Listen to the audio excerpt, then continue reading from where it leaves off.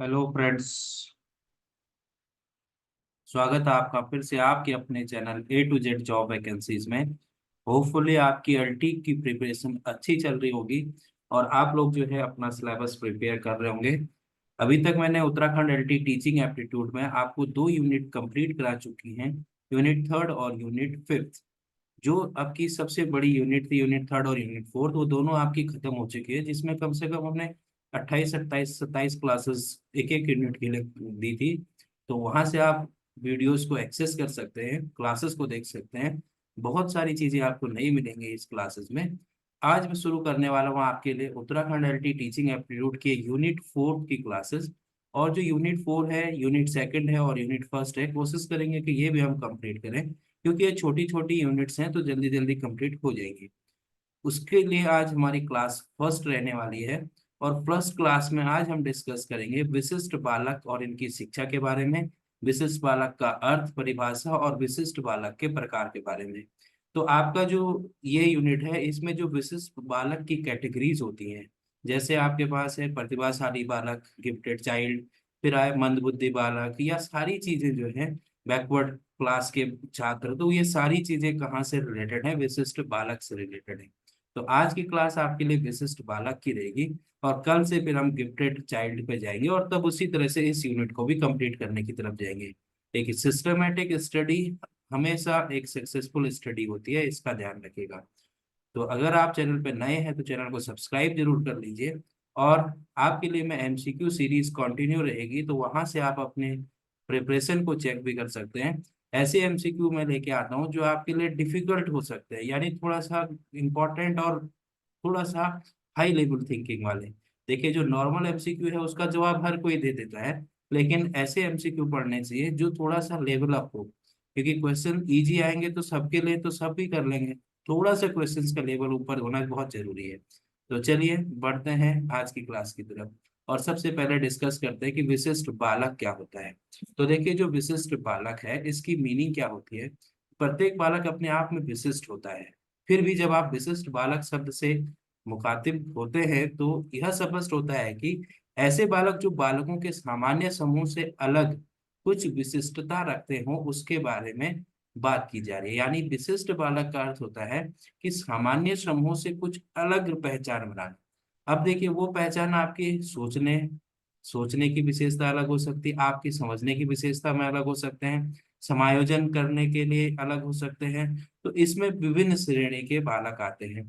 इन विभिन्नताओं के आधार पर विशिष्ट विशिष्ट बालक को कई समूह में और उप समूह में वर्गीकृत किया जाता है। जैसे बुद्धि के आधार पर प्रतिभाशाली मंदबुद्धि बालक आपने सुना होगा। शारीरिक क्षमता के आधार पर कहें तो चलन क्रिया में अक्षमता, दृष्टि बाधा, श्रवण ह्रास, वाणी दोष बालक, इस तरह से। और सामाजिक दृष्टि से देखें, जो समायोजित नहीं हो पाते हैं, जैसे सामाजिक समस्यात्मक बालक आदि।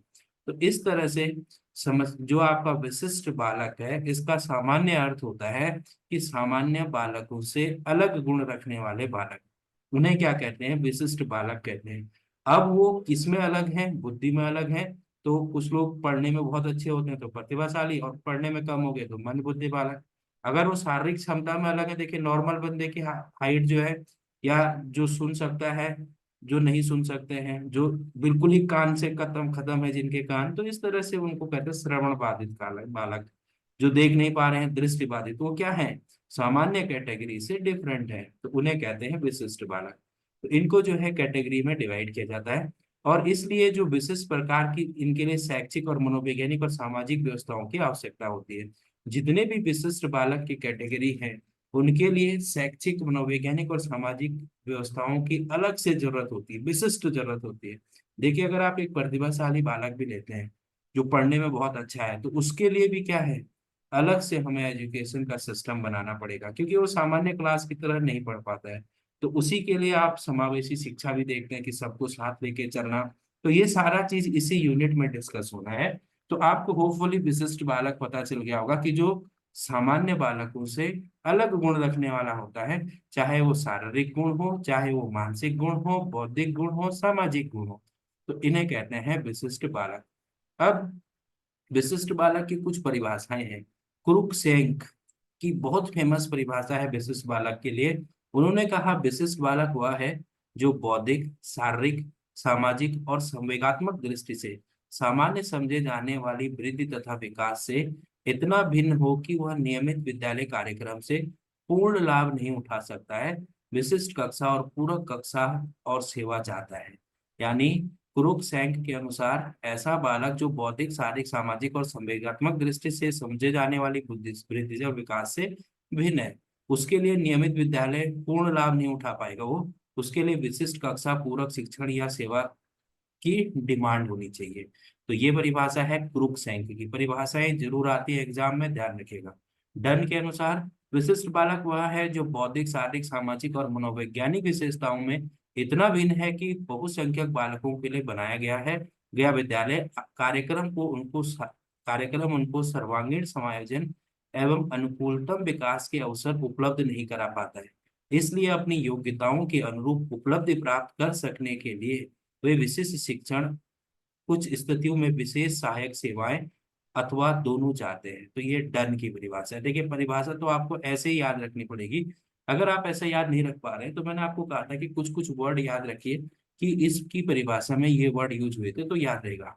और ये भी आपके पास इंपॉर्टेंट हो सकती है थोड़ा सा। क्रो एंड क्रो के अनुसार विशिष्ट प्रकार या विशिष्ट शब्द ऐसे गुणों या उस गुण को रखने वाले व्यक्ति पर लागू किया जाता है जिसके कारण व्यक्ति अपने साथियों का ध्यान अपनी ओर आकर्षित करता है। तो ये है क्रो एंड क्रो की परिभाषा। तो ये छोटी परिभाषा भी है और पेपर में ये आ सकती है, इसलिए आप इसको याद रखिएगा। तो चलिए बढ़ते हैं आगे। अब है देखिए विशिष्ट बालकों की विशेषताएं। तो अगर आपको मेरी क्लासेस पसंद आ रही हैं तो एक रिक्वेस्ट आपसे है कि आप क्लासेस को लाइक शेयर करते रहिए ताकि थोड़ा सा मोटिवेशन मुझे भी मिले। अब देखिए विशिष्ट बालकों की विशेषताओं की बात करते हैं कि विशिष्ट बालक में कौन कौन सी विशेषताएं पाई जाती हैं। तो क्या है देखिए, विशिष्ट बालक व्यक्तित्व के विभिन्न आयामों, शारीरिक, मानसिक, संवेगात्मक, सामाजिक और नैतिक आदि सभी में व्यक्तिगत गुणों के आधार पर सामान्य से बहुत अधिक आगे बढ़े हुए और पिछड़े हुए होते हैं। या तो बहुत आगे बढ़े हुए होंगे जिसे आप प्रतिभाशाली कहते हैं, और हो सकता है पिछड़े हुए भी हों। इस दृष्टि से अगर शारीरिक बुद्धि वृद्धि और विकास के स्तर और शारीरिक योग्यता और क्षमता पर नजर डाली जाए तो बालक शारीरिक योग्यताओं और क्षमताओं जैसे वजन, ऊंचाई, शारीरिक शक्ति और सामर्थ्य आदि में असाधारण रूप से अधिक विशेष ऊंचाइयों पर पहुंचे होते हैं। तो इस तरह से आपका जरूरी नहीं है कि भौतिक गुण ही हो सकता है किसी का वजन भी बहुत ज्यादा है, सामान्य से बहुत ज्यादा वजन है, तो वो भी आपका विशिष्ट बालक की श्रेणी में आएगा। किसी की योग्यताएं अलग अलग हैं। तो देखिए जो विशिष्ट बालक को कैटेगराइज करने का नजरिया है वो अलग अलग है। शारीरिक अलग हो सकता है, बौद्धिक अलग, मानसिक अलग, ये सब अलग। अब इनकी विशेषताएं क्या होती हैं। पहली विशेषता है देखिए कि विशिष्ट बालक सामान्य और औसत बालकों से निश्चित रूप से काफी अधिक अलग और भिन्न होते हैं। सामान्य बालकों से क्या होते हैं, अलग होंगे, अधिक अलग होंगे बल्कि, और बिल्कुल ही भिन्न होंगे। फिर सामान्य और औसत बालकों से विशिष्ट बालकों की यह भिन्नता या विशेष दूरी विकास की दोनों दिशाओं में होती है, धनात्मक और ऋणात्मक। अब ये चीज बहुत इंपॉर्टेंट है देखिए। बहुत सारे लोगों को लगता है कि विशिष्ट बालक का मतलब हो गया जो पढ़ाई में अच्छे नहीं हैं, जो देख नहीं पा रहे हैं, जो सुन नहीं पा रहे हैं, लेकिन ऐसा नहीं है। विशिष्ट बालक जो कैटेगराइज होते हैं वो जनरली दो तरह से है, धनात्मक और ऋणात्मक। अभी मैं आपको इनको डिटेल से बताऊंगा कि धनात्मक में क्या क्या डिवीजन होता है और ऋणात्मक में क्या क्या डिवीजन होता है। तो उदाहरण के लिए बुद्धि की दृष्टि से यह जरूरत से अधिक धनी भी हो सकते हैं और बहुत कमी भी हो सकती है। देखिए मानसिक रूप से भी बालक बहुत तेज भी हो सकते हैं, वो भी किसकी श्रेणी में आएंगे, विशिष्ट बालक की। जो एक्सीलेंट स्टूडेंट होते हैं वो भी विशिष्ट बालक की श्रेणी में आते हैं, जो बिल्कुल खत्म है वो भी विशिष्ट बालक की श्रेणी में आता है। तो ऐसा नहीं है। ज्यादातर लोगों को, जिन लोगों ने बीएड में अच्छे से पढ़ाई नहीं की है, उनको ये लगता है कि विशिष्ट बालक का मतलब है जो खत्म बच्चे हैं, अलग अलग तरह के, या जो सुन नहीं सकते, देख नहीं सकते, जो बोल नहीं सकते हैं, इस तरह के बच्चे। ऐसा नहीं है। विशिष्ट बालक जो कैटेगरीज होते हैं वो पॉजिटिव और नेगेटिव दोनों तरह से होते हैं। अभी डिस्कस करेंगे कि पॉजिटिव में कैसे और नेगेटिव में कैसे। सामान्य और औसत बालकों से विशिष्ट बालकों की भिन्नता विशेष दूरी सीमा तक बढ़ी हुई होती है। इसकी वजह से उन्हें अपने वातावरण में समायोजित होने से विशेष समस्याओं का सामना करना पड़ता है। जो विशिष्ट बालक होते हैं वो जल्दी से समाज में एडजस्ट नहीं हो पाते हैं। विशिष्ट बालक जो है समाज में जल्दी से एडजस्ट नहीं होने का मतलब उनकी क्षमताएं ऐसी होती है कि वो सामान्य लोगों से मिलजुल कर नहीं रह पाते हैं। तो उनको समायोजन का सबसे बड़ी समस्या होती है विशिष्ट बालकों को। अभी आप इसी यूनिट में पढ़ेंगे, जेंडर हो गया और बालिकाओं की शिक्षा हो गई, तो वहाँ आपको अलग अलग तरह से विशिष्ट बालकों की कैटेगरीज मिलेंगी। तो ये यूनिट काफी इंटरेस्टेड है और आपके सामान्य दिनचर्या से भी रिलेटेड है। उचित समायोजन तथा आवश्यक वृद्धि और विकास हेतु विशेष देख रेख और शिक्षा दीक्षा की आवश्यकता पड़ती है। इसीलिए जब वो समायोजन नहीं कर पाते तो उन्हें एक विशेष प्रकार की शिक्षा की आवश्यकता पड़ती है। तो विशिष्ट बालकों के सामान्य गुण क्या हो गए, देखिए अगर हम कंसाइज वे में कहें तो विशिष्ट बालक वो हो गए जो सामान्य बालकों से अलग गुण रखते हैं। उनकी बुद्धि और विकास अलग तरह से होता है। उनमें धनात्मक परिवर्तन भी होते हैं और ऋणात्मक भी होते हैं। विशिष्ट बालक की सबसे बड़ी समस्या जो मेरे हिसाब से है वो है समाज में समायोजित ना होना। वो समाज में समायोजित नहीं हो पाते हैं, एडजस्ट नहीं हो पाते हैं। तो चलिए अब बात करते हैं, जो ये हमने दो टाइप पढ़े, धनात्मक और ऋणात्मक, इनके बारे में। तो क्या होता है धनात्मक विचलन, पॉजिटिव डेविएशन क्या होता है, देखिए। तो पॉजिटिव डेविएशन क्या है कि धनात्मक विचलन से तात्पर्य बालक उपरोक्त वर्णित सभी सातों आयामों में से एक से अधिक आयामों में केंद्रित, जो मैंने अभी सात आयाम आपको बताए नहीं है तो वो आपके इस काम के नहीं है, इसलिए बात कर रहे हैं, तो मान से अधिक और धनात्मक दिशा में विचलित हो सकते हैं। एक्चुअली जनरली क्या किया जाता है कि विशिष्ट बालक को सात आयामों के लिए कैटेगराइज किया जाता है। और इन सात आयामों में क्या होता है कि एक रूल दिया था कि इससे जो है ज्यादा पॉजिटिव की तरफ जो जा रहे हैं उन्हें आप धनात्मक विचलन कहते हैं, और जो नेगेटिव की तरफ जा रहे हैं उनको ऋणात्मक विचलन कहते हैं। तो जो धनात्मक विचलन है उसका सामान्य अर्थ केवल ये समझिए कि ऐसे बालक जो सामान्य शिक्षण अधिगम प्रक्रिया से उतना लाभ नहीं मिल पाता, लेकिन उनको जो है अधिक अच्छी चीजों की आवश्यकता है। पॉजिटिव डेविएशन या धनात्मक विचलन का मतलब है कि जो सामान्य बालकों से ऊपर है, जो सामान्य बालकों से ऊपर बुद्धि रखने वाले बच्चे हैं, अगर आप सामान्य शब्दों में कहें तो क्या है, इनकी अधिगम दर अधिक होने के कारण बालक सामान्य शिक्षण अधिगम प्रक्रिया से लाभ प्राप्त नहीं कर पाते हैं। क्या होता है, देखिए जो बालक बहुत तेज होते हैं, अगर आप उनको सामान्य क्लास में सामान्य बच्चों की तरह पढ़ा रहे हैं तो वो लोग क्या है, उनके लिए तो वो हलवा हो गया है। अगर आप देखिए, एक सपोज करो आप में से कोई ऐसे बच्चे हैं जो पढ़ने में बहुत एक्सीलेंट है, अब मैं उनको बता रहा हूँ कि विशिष्ट बालक ये है वो है, वो उनके लिए ये क्लास बिल्कुल खत्म हो जा रही है। वो क्या है, वो तो प्रतिभाशाली बालक है, गिफ्टेड चाइल्ड है, उन्होंने पहले से पढ़ा ही हुआ है, अच्छे से पढ़ा हुआ है। लेकिन क्या होता है, इस तरह का जो विचलन है या इस तरह से जो बालक कैटेगराइज हो रहे हैं वो भी विशिष्ट बालक की कैटेगरी में आते हैं, और इन्हीं को कहते हैं धनात्मक विचलन, सामान्य से ऊपर के गुण रखने वाले। ऐसे बालकों के साथ भी समायोजन संबंधी समस्याएं आती हैं।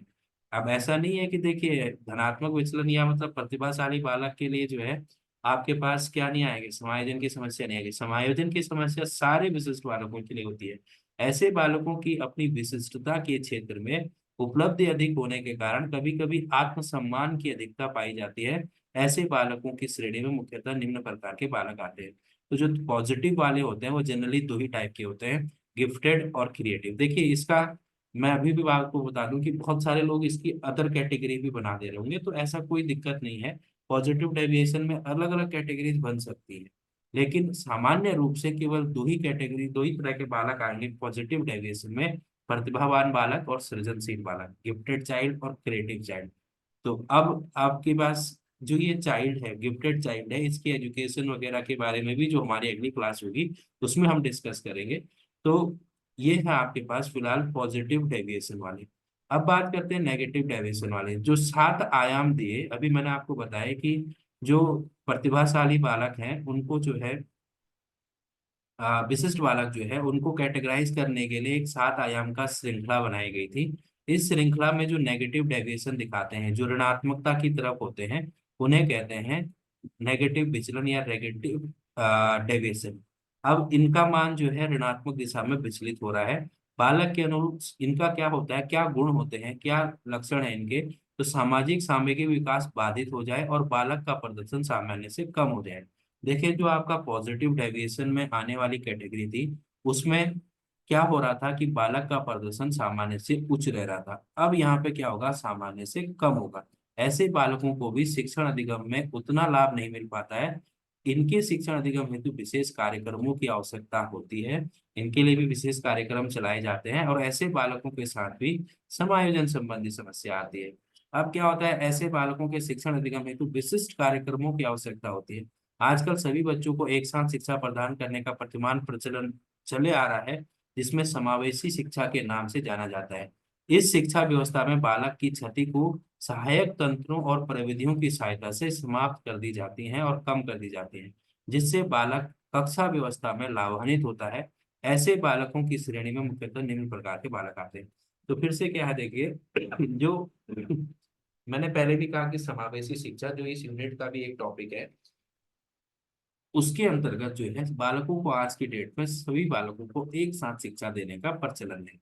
तो जो ये ऋणात्मक विचलन है, इसके अंतर्गत ऐसे कैटेगराइज आएंगे बालक जो जिनका लर्निंग स्तर जो है सामान्य से नीचे होगा। अब इसमें क्या क्या होते हैं देखिए, तो इसमें पहला है दृष्टिबाधित बालक, जो देखने में अक्षम हो। स्वर्ण स्वर्ण ह्रास वाले बालक, सुनने में अक्षम हो। मानसिक मंद बालक, अपराधी बालक, समस्यात्मक बालक, पिछड़े बालक, मंद अधिगमित बालक, स्वलीन बालक और चलन क्रिया बाधित बालक, जो चल नहीं सकते हैं। स्वलीन मतलब जो अपने में खोए रहते हैं। मंद अधिगमित मतलब जिनकी बुद्धि बहुत कम है। पिछड़े बालक यानी जो समाज से बहुत पीछे हैं। समस्यात्मक बालक जो समाज में अराजकता पैदा कर रहे हैं। अपराधी बालक जो समाज में जो है अपराध कर रहे हैं। मानसिक मंद बालक जो दिमाग से थोड़ा कमजोर हैं। ह्रास बालक जिन सुन नहीं पा रहे हैं और देख नहीं पा रहे हैं। इस तरह से इतनी कैटेगरीज होती हैं ऋणात्मक विचलन की। धनात्मक विचलन में मुख्यतः दो प्रकार क्या पढ़े आपने। एक पढ़ा आपका धनात्मक विचलन में प्रतिभाशाली बालक, और एक हुआ आपका क्रिएटिव यानी सृजनशील बालक।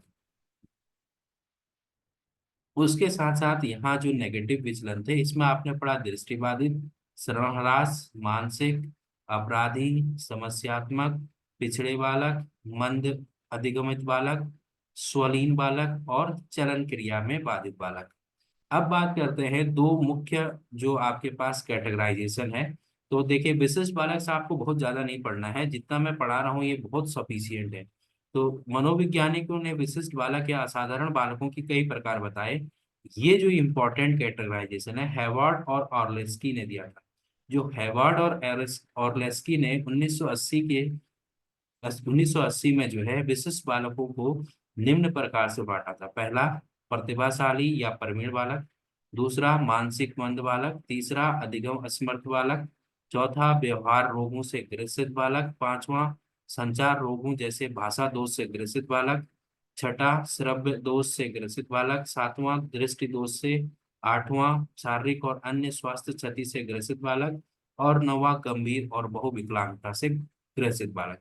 जब भी देखिए आपको अगर विशिष्ट बालक की कैटेगरी पूछेगा कि कितने प्रकार के होते हैं, तो तब वो जो है कोई ना कोई नाम देगा आपको। जैसे यहाँ देगा कि हैवर्ड और ऑरेल्सकी द्वारा विशिष्ट बालक को कितने भागों में बांटा गया था। तो कितने भागों में बांटा गया था? 9 भागों में।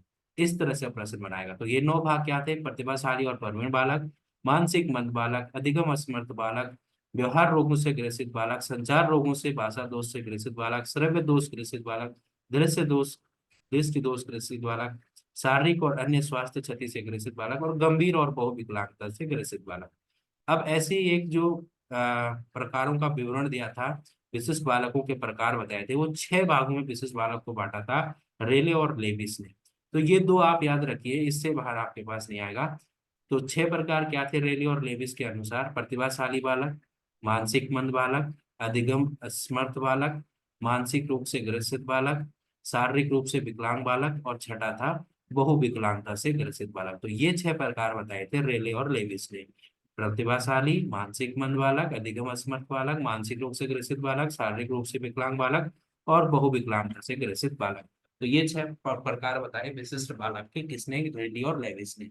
तो ये थी आज की क्लास। होपफुली आपको ये क्लास अच्छी लगी होगी। देखिए, हमने इसमें विशिष्ट बालक को बिल्कुल शॉर्ट में समझा, क्योंकि ये आपका मेन टॉपिक नहीं है यूनिट में। लेकिन इस टॉपिक के बिना ये यूनिट कमजोर है। तो ऐसा नहीं है, देखिए ये आपका क्लास 10th और 12th का सिलेबस नहीं है कि टू द पॉइंट पेपर में आ जाएगा जितना आपको दे रखा है। उससे रिलेटेड जितनी चीजें होती हैं सब एग्जाम में आती है। अब अगर पूछ लिया कि रिले और लेविस के अनुसार विशिष्ट बालक के कितने प्रकार होते हैं, तो आपको अगर पता है तो आपका आंसर सही होगा और एक नंबर में ही सिलेक्शन हो जाता है। एक एक नंबर कॉम्पिटेटिव एग्जाम्स के लिए बहुत जरूरी होता है।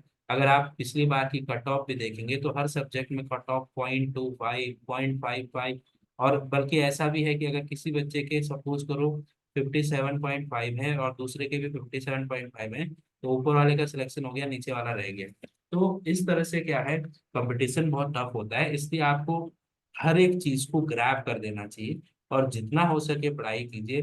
मैक्सिमम आवर्स आप पढ़ाई को दीजिए, कम से कम 10 घंटे की पढ़ाई आपको एलटी में सिलेक्शन जरूर देगी। आपके मोटिवेशन के लिए मैं एक वीडियो जल्द लेके आऊंगा, जिसमें आपको एलटी के लिए आप कैसे प्रिपेयर करना है और कितना पढ़ना है और किस तरह से अब आप तैयारी को आगे बढ़ाएंगे, उसमें डिस्कस करेंगे। अगर आपका कोई उससे रिलेटेड, तैयारी से रिलेटेड कोई क्वेश्चन है तो आप क्वेश्चन भेज सकते हैं। चलिए, बने रहिए आपके अपने channel A to Z job vacancies के साथ। ऑल द बेस्ट, प्रिपेयर करते रहिए और आगे बढ़ते रहिए। आपकी प्रिपरेशन अच्छी है, बस आपको थोड़ा सा समय और देना है। समय दीजिए, आप सिलेक्ट जरूर होंगे। Good luck.